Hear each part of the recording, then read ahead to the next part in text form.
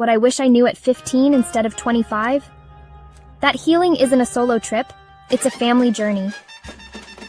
Welcome to What Happens Outside of Love, a space where the masks come off, the truth gets told, and healing begins. I'm Dr. LaQuita, and I'm joined by my cousins Diontrise and Shanita.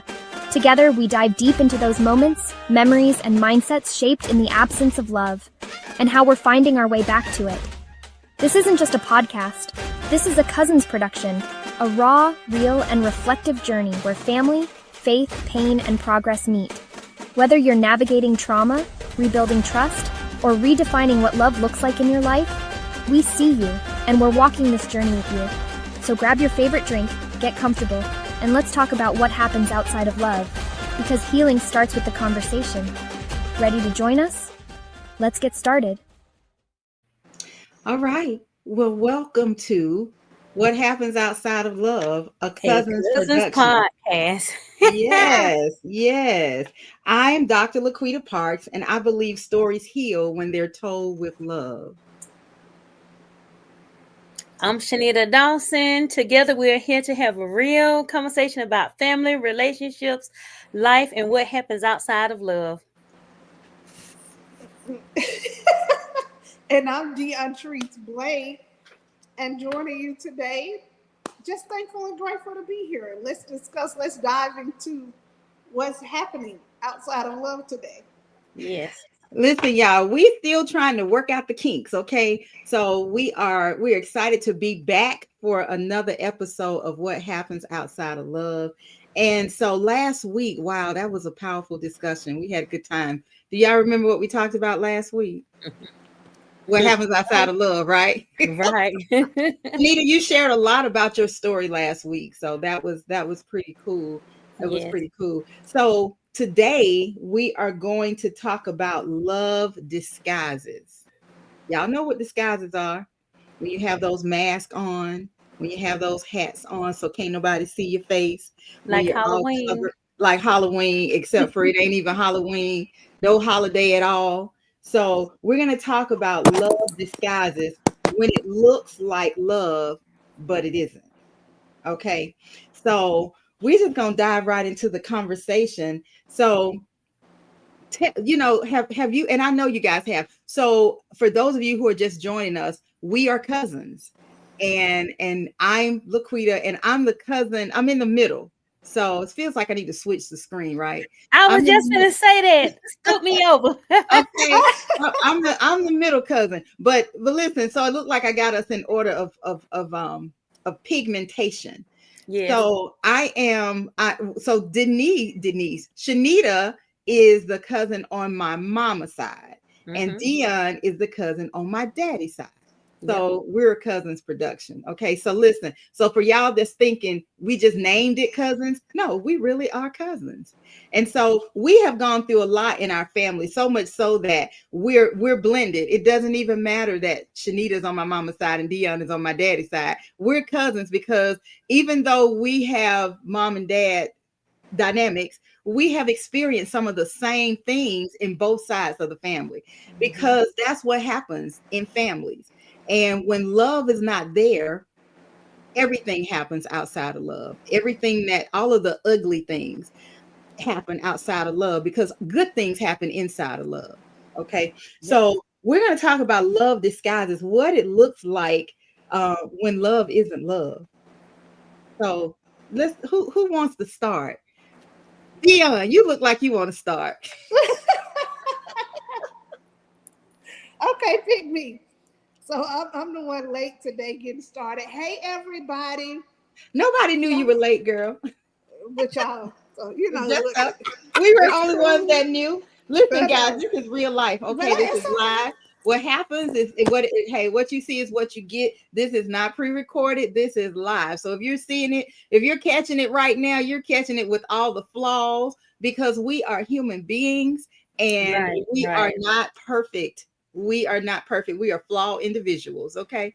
So Dion gonna start, girl. Okay. So basically, we talk about what happens outside of love, right? So I think last week we were talking about it, how we're trained and how we're domesticated, right? How we grow up thinking we know what love is. I don't know if you ladies are familiar with the song by Foreigner, but it's on my playlist. I want to know what love is, and I want you to show me. I want to know what love is. Yeah. I want you to show me. I want to feel what love is. I need you to show me. Girl, who don't know that song? Who? Okay, girl. So the song came out in 1984. I think yes. 7, 6, okay. 7, 8. And I'm like a kid singing the song, and I'm like, I want to know what love is.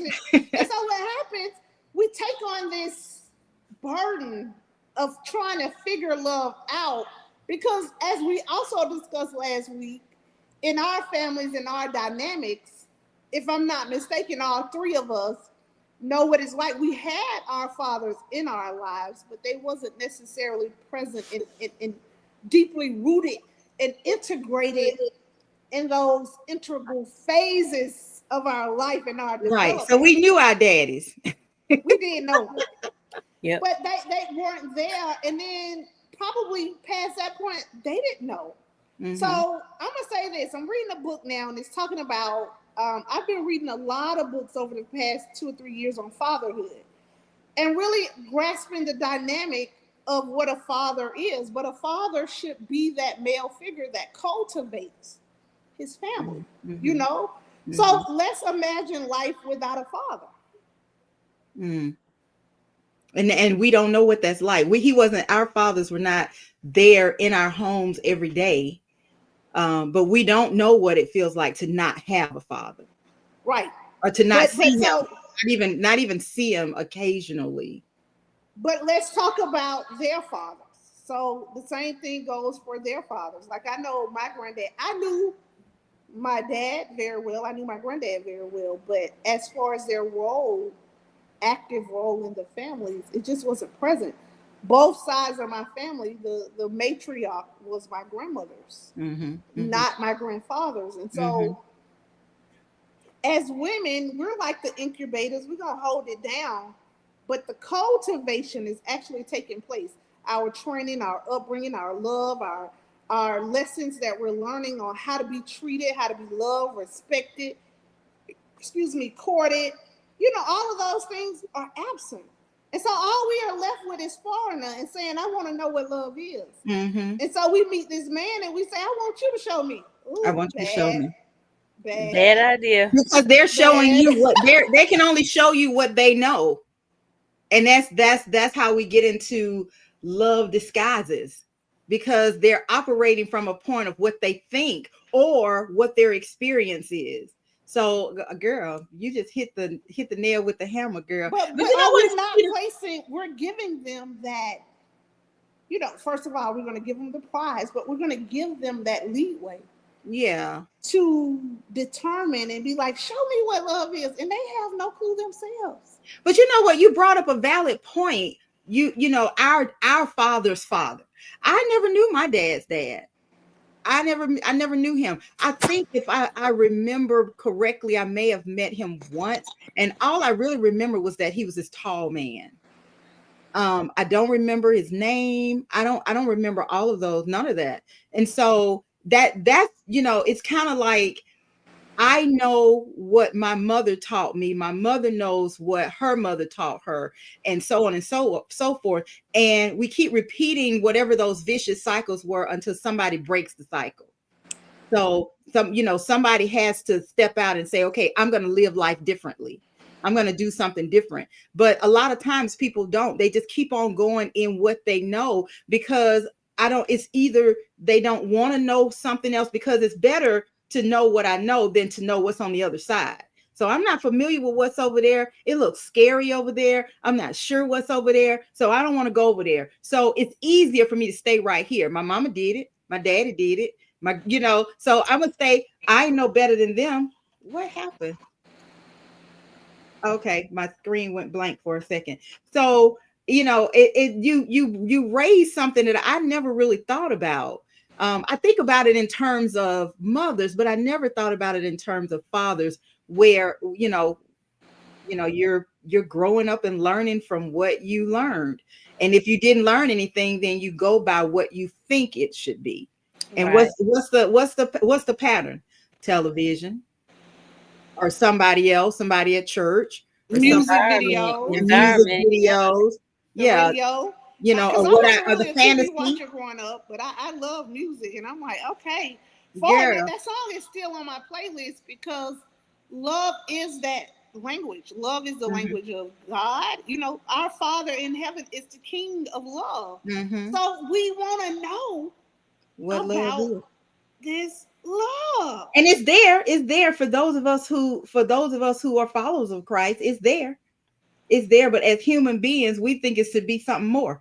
You're looking for something more. I feel like it should be this. I feel like it should be that. And it's based on this emotional thing where we talked about this last week. If as long as you're treating me right and giving me what I want, and telling me I'm pretty and telling me I'm all this, I feel like you love me. Mm-hmm. And when that stops, I don't feel like he loves me anymore. Well, that it doesn't mean that he does or he doesn't. It just means that something is different. It could be something as simple as a long day at work. But Right. when you're connected to, I feel like this or I feel like that, then you're forever in a wishy-washy. I think we talked about taking the yarn, and we got a different color yarn, and then we start spooling it around and spooling it around, and before you know it, I don't know where the beginning is and where the ending stops. So Right. it's because this is how I feel. So as we get into our conversation on love disguises, when it looks like love, it all looks like love based on what? Based on what though? Right. So What what you is what that? you what you think you know, Yeah. and what you want it to look like. And so how do we determine what it should look like? Well, How, how do first, we as know? Diontrise said, you gotta know the word of the Lord. That's one. And you can't tell me, you can't pretend, make it up. You gotta walk. You can't tell me you love me and don't show me. It's action. You gotta put love into action, Mhm. because nowadays people base on, okay, say for instance, example, he loved me, he want to marry me. Well, he love you, he want to marry you because he want to be committed to you, but he want to get married. He may say, babe, I only got $5, let's go to the courthouse. Oh, he don't love me, he don't love you, girl, why you ain't having no wedding? Why do you have to have a wedding? You're gonna spend thousands of dollars. And I remember before I got married to my ex-husband, I was like, yeah, we was planning on having a wedding, da da da da da. Stuff just wasn't going right. My daddy sat down and told me, he said, who you having a wedding for? Are you having a wedding for you? Or are you having a wedding for them? Because you know that y'all gonna marry, you putting on for the people. Because you're gonna spend all this money. Them people ain't got to go to home with you after this wedding. It looked good, but when that look good moment is over, what do you have? And I always say, like my stepmother, she always said, when you don't have nothing, you got to have each other. And each other means that if you fall down, I got your back. If I fall down, you have my back. Mm-hmm. Because you can have all the money and you still don't sleep peaceful at night. Mm-hmm. So it's all about putting in things in the works. Mm-hmm. As the word say, works without faith is dead. Faith without works is dead. Your faith without works is dead, right? Yeah. I'm sleepy, y'all. Y'all can see I'm sleepy. It's okay. It's okay. But if you don't have that, you don't have. And when you get into a relationship, like we talk about, you met this man, he admire you, you admire him. You feel the little butterflies going on. That's through every relationship, whether it lasts or not. You get that moment. Because my rule is by 90 days, you know if we're going further or we're going to cut it out. That's my rule. 30 days, you can fake it till you make it. Because in this day and time, that's what people do. 60 days, something gonna happen. Anybody who's saying by 90 days they just been lying, no, you saw the signs, you ignored it because you wanted it so bad. With my ex-husband, I just wanted this white picket fence with a pool in the backyard, like that little table, the little kitchen fake thing back in the day that I told y'all about in the first episode. So if you got your mind set on that's what love is, you are sadly mistaken. Because you can have the best marriage and never have a house to live in. You can have the best marriage, never have money or a car. So if you take that away and you and your spouse can sit down and just share a piece of cornbread because that's the only thing you got, and be able to hug on each other, love on each other, laugh, and go to sleep comfortably in peace, that is the action. That is the action of love. I want to know what love is. She just said, all right, girl. Listen, if you ain't got nothing but some cornbread, can I have your cornbread? Okay. You know what? And I love that because, you know, if you're, when you, and we've all three of us have been there where we thought we was in love and it was disguised as, it was a love disguise. We were in like, we were either in like or we were in lust, like and lust, one of the two. Right. One of the two. But when, you know, when time and attention and control, even material things are mistaken for love, you know, and that's on both ends. That's where the, oh, he gave me this, he gave me that, and he loved me. But how he treating you? Like or there is, like you just said, there is a condition of, I gotta have X, Y, in order for me to feel like you love me. So you love me, go buy me that, you know, that 360 X 360 or whatever, if that's such a thing. You know, you know, all of the material things that die away when we die away, or you lose, or they rot and they get old. So it's gotta be, you know, what's the real, you know. So a personal story. I remember, so we've all been married. All three of us have been married. And in there, I remember having, you know, when you start having children, before you have children, you know, it's you and him against the world. So in the beginning, in the honeymoon stage, there's a lot of liking, you know, you in love, you're married, you're in love, and you know, and everything's great, you know, and then the honeymoon period starts to wear off. And then you start to see this person is, okay, this is not what I thought, or he is not who I thought he was. And so that happened to me. I was young and I was going through some things too, and was needing somebody to rescue. I felt like I needed to be rescued. I was young, he was young.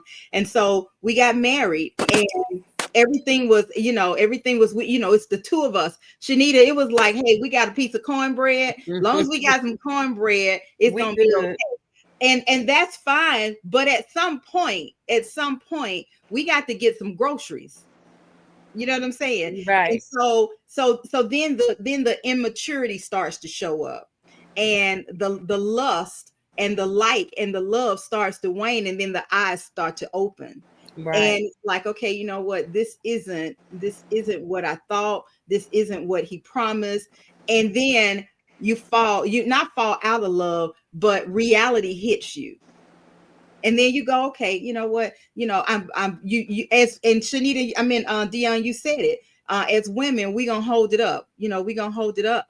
However, when you holding up one side, the other side fall down. You can't hold two sides at the same time. Okay. And so as the blinders come off, and you don't know anything, then everything starts getting really rocky. And then at that point, you start to question everything. And before you know it, you are outside of love. Mm-hmm. But can I offer the point that we really begin outside of love, because we're really going in with the idea of wanting to know. It's like Foreigner said, you know, we do. You're right. We do, but we don't realize it. We get to the point when we go in it, we are outside of love, but we don't realize that. We don't realize it until the blinders come on, the road is rocky, and you find yourself trying to walk. And what in the world? That we were blind, right? Yeah, you were blind. Like, so the eyes come open. It's like, Dad, we were already outside of love from the beginning. We just didn't know it. We didn't know. It was disguise. You said it earlier. Disguise. Love disguise. Yes. As love. But you know what? I think in our culture, that's what we're facing, right? We're a substitute. And Shanita, you were saying that earlier. You know, we could have a piece of cornbread and be inside of love, and it's gonna be gravy. It's gonna be all that. But you can have mansions, cars, and everything on top of it here. If you outside of love, you outside of love. It doesn't matter what material forces are there. They can never take the place of the authenticity that is love, right? So, but we got an idea, and then, like, okay, I was having this conversation with my mama this morning, and it was something simple, right? She was talking about, and I'm not going to really get into it because I don't even know the guy's name. The guy got killed or something at the school, was associated with something, one of the political things. I know what you're talking about. I don't want to bring it up right now. But we were really having a conversation because I don't want to bring it up. I'm just trying to make the point. And I said, you know what? It's just about the right and the wrong way. I say, let's take this as a scenario. We are citizens of the United States, right? Okay, if we go into another country, we got to have documentation to prove, number one, that we're a citizen of the United States, but number two, that we are permitted to travel outside of the boundaries of our home country and into the boundaries of a foreign country, right? I say that's just law. So when we think about the things of God, it's just law. So there's this law that governs love. But guess what? It's just like when I failed my first driver's test because I ran the stop sign. That's an automatic failure. Yep. Because when I'm learning how to drive, I'm so giddy, anxious, and ready to go. Got gas, as my grandmama say, all on my chest. I don't see no stop sign. The lady was like, "You did good. I've been driving since I was 10, y'all." But I would get in my mama's car and hit the gas and go. But I ain't never thought about stopping. The whole name of the game is go. I got this gas on my chest. So when I finally, that probably was my first heartbreak in my life. Because couldn't nobody tell me I couldn't drive. But the lady said, you did good. But you failed a test. She said, you come back tomorrow. I was back there front and center, or 2 days or whatever it was. But I was so disappointed that I missed the signs. But that's the law that governs driving. If you run this stop sign, it's an automatic failure, right? Yeah. Well, there's a law that governs love. But we don't know nothing about it. We want to know. We like foreigners. Everybody is like foreigners. And if we here's what I want to say to all of that.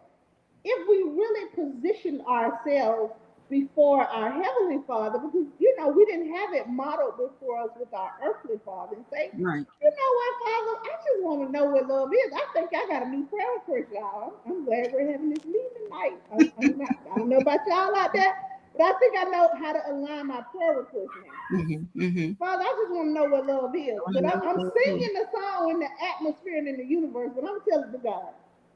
Because I think that is why we have remained outside of love thus far, because, what the Bible says, we have not because we ask not.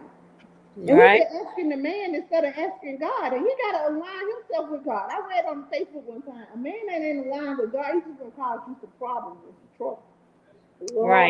Yeah. And then look at the world, sin continuously. Right. Continuously. And thinking because the options are out there, they don't realize you don't want the options. It look good when you go to that gumball machine, but sometimes you just want that perfect gumball to chew on that's going to keep the flavor there going for a long time. That's just how I feel. I love the way you put that. Because there are all kinds of colors in that gumball machine. I love it. So how do we know when love is conditional? You got, I love you unconditional. Well, because you got stipulations behind it. So I remember I was like, I love this because they do this. That's conditional. Listen, and you know what? That's conditional because I've been one of those ones. Well, girl, we go everywhere. He treat me like a queen. He opened the door. I remember my ex. Oh, we do everything. I was like, oh, I know I love this man to death because I ain't never been able to do all this stuff. Like I done did a lot of stuff on my own. But with my little ex, I remember, boy, we was somewhere at I was like, who partying like this? Like at one point, I was like, man, you making my young self feel old because your old self doing better than my young self, right? And I was just looking at the things, and you got to be careful what you ask for. When you're asking God for some stuff, be specific. Because sometimes that devil will catch your wants and hand it to you. He hear your prayers too now. And he will catch it and he'll give it to you just because what you said you wanted, That's what you want. Yeah. And I look at it like this with my current husband. We bump heads all the time. I ain't ashamed to say it. When we renewed our vows, I remember telling him, he taught me how to love. Because he ain't backing down. You ain't getting your way because I still love you and ain't going nowhere. I was like, well, this such and such and such, that ain't me, is what he said. Mm-hmm. Mm-hmm. He won't budge. Mm-hmm. And we think somebody do something, and that's why I said you got to be careful when you put stuff out in the universe. The devil here, he send the person back to you to get it. You thinking you living your lavish life, and you just going straight to hell with that person that you with. Mm-hmm. And by the time, if you lucky enough, let me scratch that. If you are blessed enough, God will see you through it, and you'll get that second chance, so you'll know what to do the next time around. Like, it ain't gonna be perfect, and I tell people it's not gonna be perfect. Mm-hmm. But you'll know what to look for. Because if you truly have unconditional love, you don't give up, you don't quit. Mm-hmm. Cousin, sound like you speaking from experience. Yep. Marriage, parenting, personal. Yeah. But you know what? That's a good point. I read that in a book. That statement that you said, it was a spiritual book. And the guy, he was a pastor, he said, if you wake up in the morning and ask your spouse or whoever, significant other, hey, why you love me? And they say, oh, I love you because, you got nice shapely hips and this and that or whatever. He said that's conditional love. So if your nice shapely hips go away, that go to love. Long hair, mm-hmm. that the love is not there anymore. Right. And I just remember when I read the book, I always asked that question. And there were always some conditions. Mm-hmm. I love you because you're beautiful. Oops, what if my beauty fades? Right. Lord knows there are plenty of days I wake up and I'm like, beauty, you may be looking 12 and cute today, but tomorrow you may be 100 and looking ugly. Right. Right. You got to find something else other than the looks. That's the conditions, though, right? Yeah. Yeah. We typically, I'll say, they ask me, why you love me? Because what you do for me. Conditional. Right. So I'm not really blaming the other side because I was caught up in the matrix too. And it's not a one-way thing. It's a two-way street. There are two parties in a relationship. So each party has three. That's right. Three. Yes. That's three. Should be. But most times not. But most not. But it's two different perspectives. So the condition is, like you said, as long as I am XYZ or he is XYZ, then we good. Mm-hmm. So, in sickness and health is a real thing. So, I love you, but once you get sick, I'm out of here. I've heard the stories, I love you. And next thing I talked to a lady and actually it just broke my heart. Was just a beautiful story, a beautiful, beautiful love story. And after 30 something years of marriage, he walked away. And that broke my heart because I'm like, what?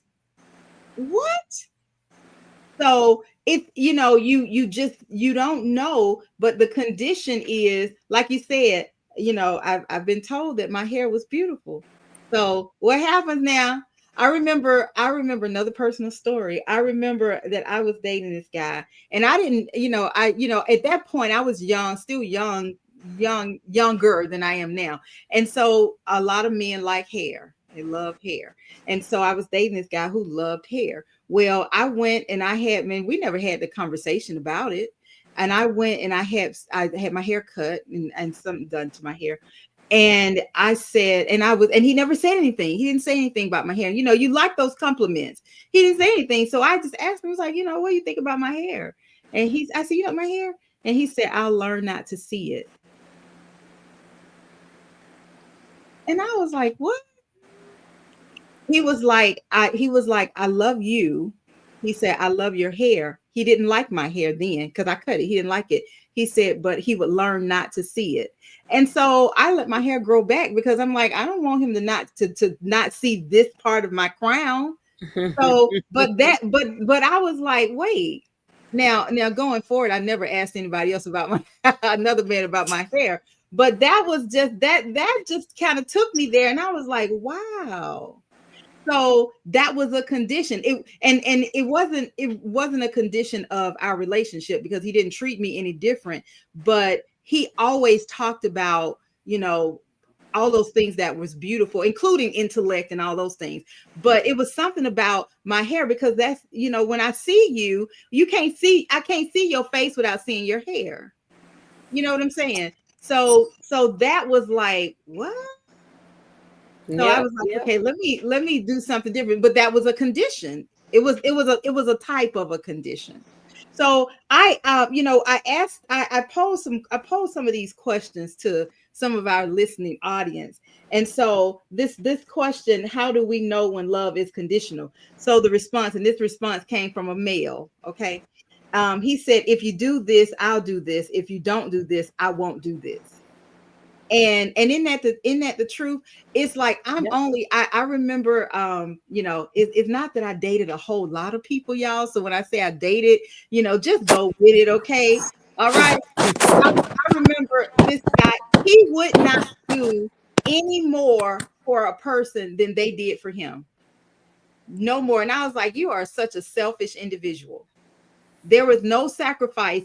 If there was a sacrifice, it was because somebody had sacrificed for him. If you went to if you got this from me from the store, then I'm gonna get this for you. It was always, and I was like, that's crazy. I was like, you are a selfish individual. So that I agree with that. The condition is, if I'm not gonna do anything for you that you're not gonna do for me. That's condition. So what's unconditional? That's the Godhead that comes in when you talk about unconditional. That means I love you even when you ain't got no hair on your head. Even when we don't have nothing but some cornbread. Even when that shapely figure is not so shapely anymore. Yeah. Or even when there are men who like the thickness, and even when that thickness is gone and you get that shapely figure that you desire, then that's a deal breaker for some. That's a condition. So at what point do we look at the unconditional instead of the conditional or the superficial? But I think that it is pursuing love in a spiritual sense and not a fleshly one, right? So if all my limbs were cut off or whatever, can I still? But I think can I still count on you to be there for me? Yeah, but can I see myself with you? And this is another point I wanted to make when you were speaking, Dr. LaQuita. You were talking about I'm trying to fiddle for because I was like, it was on the tip of my tongue. And I wanted to say, hey, you were mentioning, I'm trying to think, it just left me all of a sudden. But I'm going to let you go on. But I was thinking, as we're talking about finding, what I'm saying, being unconditional. This is what I wanted to say. Thank you, Father. That's the Holy Spirit. With nobody, because it just left me. Ephesians chapter 5. When the word says, husbands, you should love your wives as Christ loved the church, right? And then what did it say for wives to do? Ladies, help me out. It said, wives, respect your husbands. And I was like, so I heard another sermon, and I've learned a lot by sitting under the teachings of the Word of God. So praise be unto all the word teaching pastors in this earth. that has prided themselves on just giving the word of God with simplicity and understanding. And so I've learned a lot just sitting at the feet of Jesus and really understanding his heart. But I had been bent, and this is to your point, how we be playing our parts as women. I'm like, if a man tell me he love me, I gotta tell him I love him back. I love you too. I don't say that anymore. And you know what I say now? If somebody says that to me, even my kids or something, like I say, I receive your love. I receive it.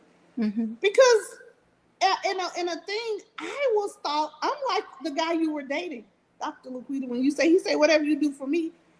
Because of the way I was domesticated, I felt like I had to do for you and unto you as you're doing to me and unto me. And but that goes to me, that goes a little bit further than reciprocal.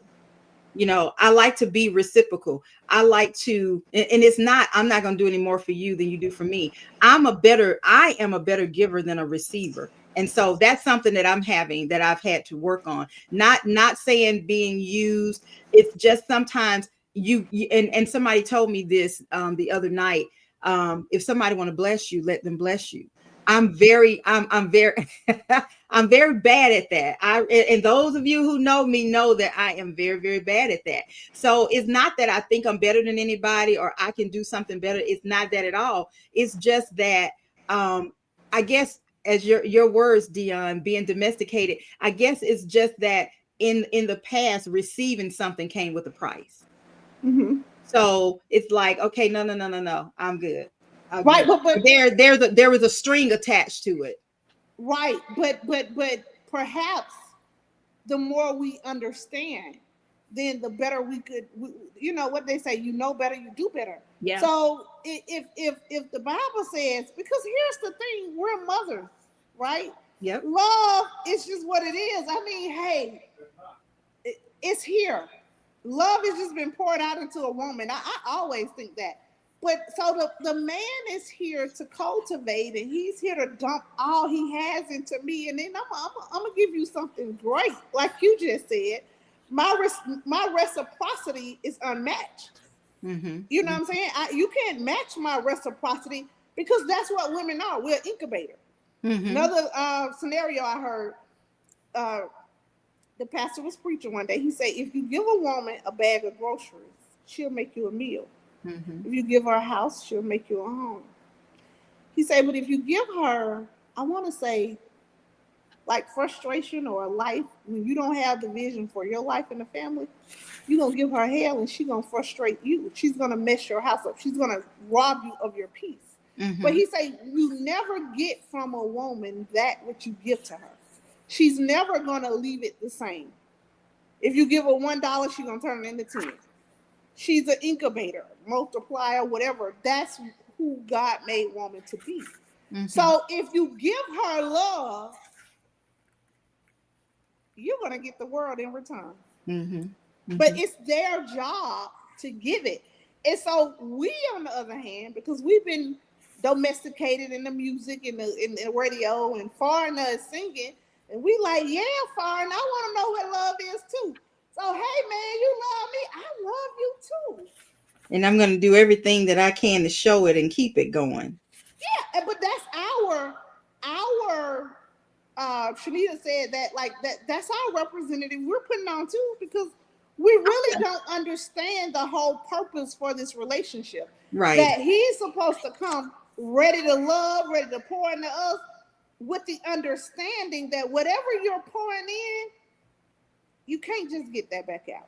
Yeah. It has to expand. It has to multiply. You know, like, he said, if you give a woman a sperm, she give you a whole baby. Woo, woo, woo. I'm like, wait a minute. Hold up. I got 3 of them. I know about that.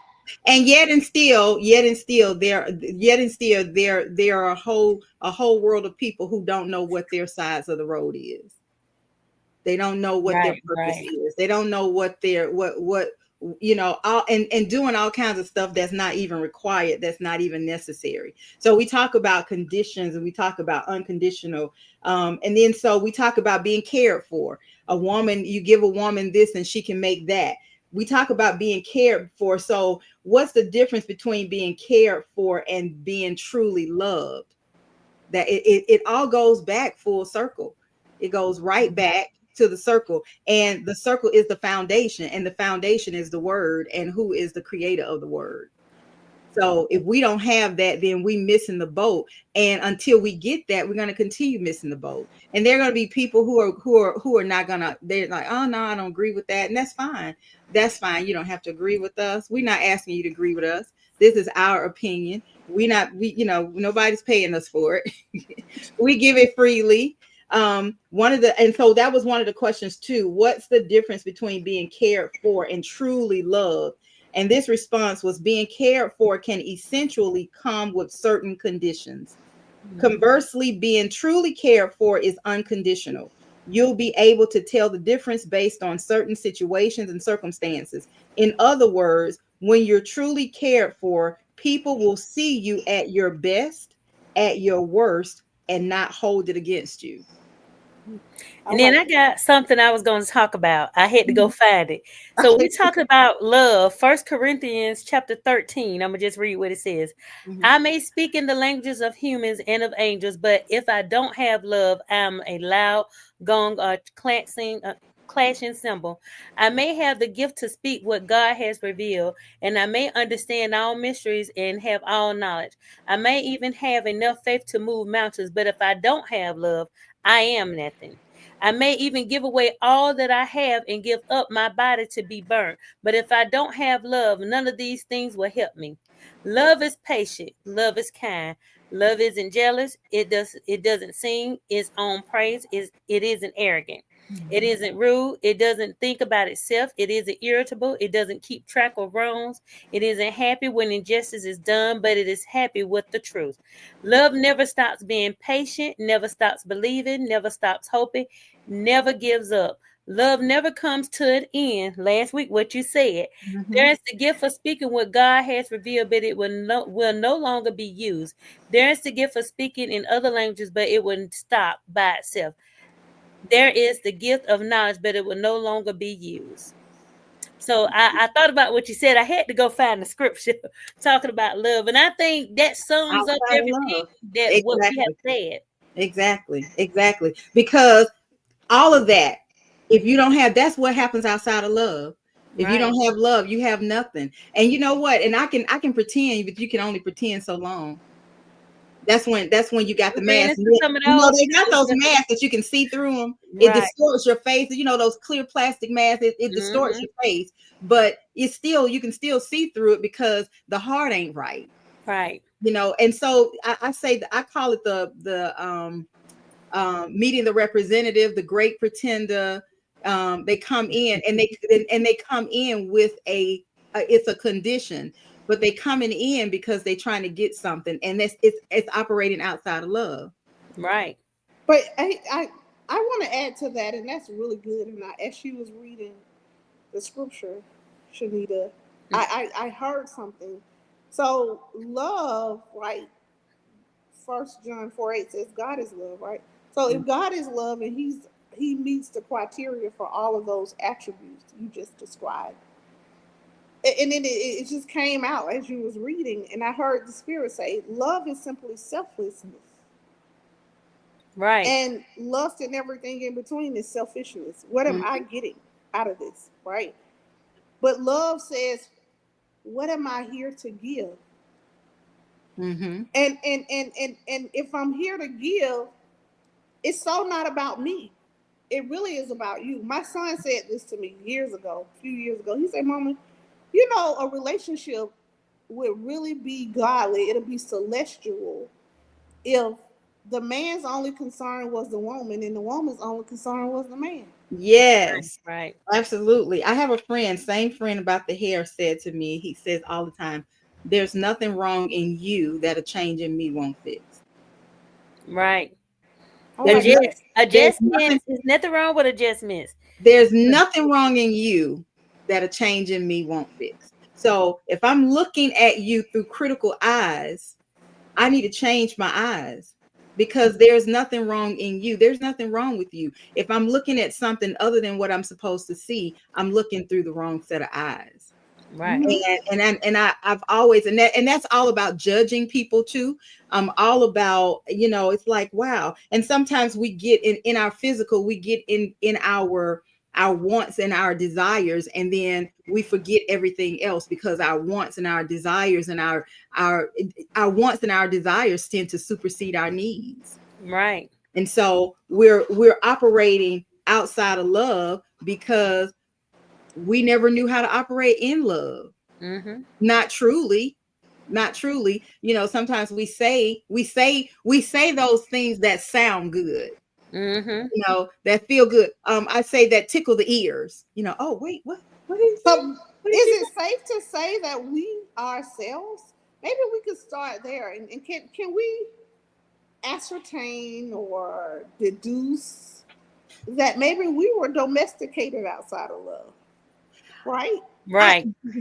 Right, because Right. that's really safe to say, because the dynamics, if we were not, then all of our dynamics would have been different. Now things happen, but all of our dynamics would have been different. All three of our dynamics, we came through the same way. Right. Right. Our parents, how they got together. It's just, we cousins, y'all. We are so cousins. Publisher, I heard a book title. Hey, you know what? I like that. Hey, we need to, condition that. But I like that. That's a really, really good analogy. Let me do this one last question before our time runs out. It says, how has, and for those of you who are joining us or who will join us later, we're talking about love disguises, when it looks like love, but it isn't. This question is, how has recognizing the difference changed your relationship? And again, this response came from a male. When you recognize and or encounter these differences, it'll greatly determine how you love moving forward. Unfortunately, for some people, bad experiences will cause them to love on conditions only. Conversely, when someone is loved, handled properly, it would make it increasingly easy to fortify not conditional love, but agape love. Mm-hmm. That's beautiful. I'm like, I okay, like it. you smart. I like that. So love's disguises, man, all of this, what happens outside of love is all those things that we don't want, but all those things that we encounter every single day with the people around us, with the people who we know. And so it's how they say the buck stops here. So we can't control other people, but we can control us. We can control what we do, what we say. And hey, this outside of love, podcast is a movement on the making. A movement in the making, a movement on the rise, a movement going forward, a movement going universal and international movement. Call it whatever you want to call it. I'm speaking it outside and put it out in the universe. So our goal is to operate inside of love. Mm-hmm. And that's it. And we're not, and we're not talking about relationship. We're not talking about necessarily romantic relationships. We're talking about family relationships. We're talking about relationships, period. We have relationships with coworkers. And sometimes with them coworkers, you got to really, really exercise some love. You do. Really exercise some love. So we're talking about love around the board. Just because you don't agree with me does not mean that you can't love me or I can't love you. We can disagree and still love each other. We don't have to be outside of love on that end. We can still love each other. I cannot agree with how you live your life, or you cannot agree with how I live my life, but still love me. Right. Still love me. So guys, it is, we got to wrap up this conversation. That's because Dr. LaQuita Parks got another meeting, unfortunately. fortunately, but unfortunately. So, some final thoughts. Shanita, some final thoughts. Let's just keep trying to find our way back inside of love. Oh, I like that. Mm-hmm. I like that. Dion. I have to piggyback off what she said. I mean, understanding that we've been domesticated outside, locating ourselves outside, and then making the commitment, making the, choosing in our hearts to return back into that garden of love, that secret garden. The secret garden. Listen, y'all had to go back and listen to the other show before this one and learn about that secret garden. You know what? So we have to remember that love should never be confused with control or conditions. It should not be confused by he loved me because he gave me this beautiful, fur coat, or this he bought me a house.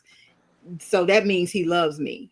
Well, that just means he got a lot of money. It doesn't necessarily mean he loves you, because he could have bought two houses. He could have bought a house for you on this side of town and a house for her on the other side of town. You know what I'm saying? Right. So it should never be confused. Hey, right. It should never be confused with control or conditions. Love should always operate inside of love. And there is nothing wrong with you that a change in me won't fix. So Right. love should operate. And Shanita, you said, Dion, I think you said it. Love should operate on behalf of the condition of its love.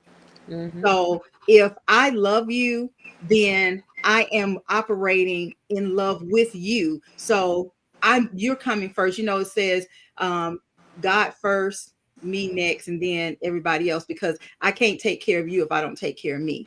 And God has to come first because God takes care of all of us. So, but love is never selfish. So if I'm doing something and it's all about me, then there is no love there. There is no love.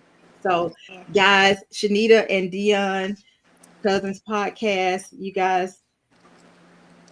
Thank you for joining What Happens Outside of Love, a Cousins podcast, everybody. Yes. We'll see you all next time. All right. It has been a plumb, pleasing pleasure.